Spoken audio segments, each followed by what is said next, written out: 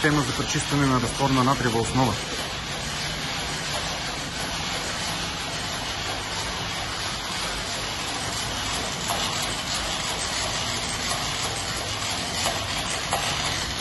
Състои се от двойна мембранна пневматична помпа, която черпи от два резервоара.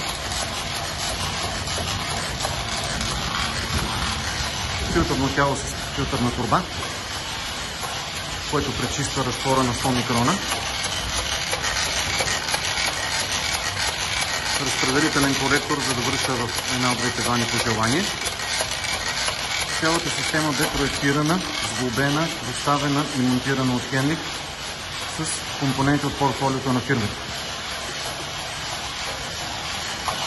Клиентът е изключително доволен от постигнатите резултати, от повишеното качество на разтвора и най-вече от възможността за спестяване на разтворена натриева основа, което е икономия на средства и опазване на околната среда.